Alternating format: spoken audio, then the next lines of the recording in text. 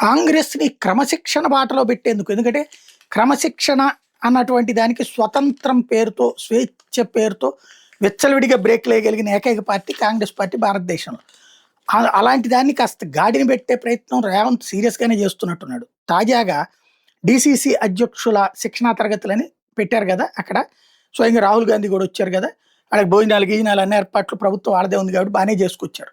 ఆ ఫార్మ్ హౌస్‌లో చక్కగానే ఉంది. కాకపోతే ఏందంటే పద్దాక ఉపన్యాసాలు ఎంతసేపు వింటారు?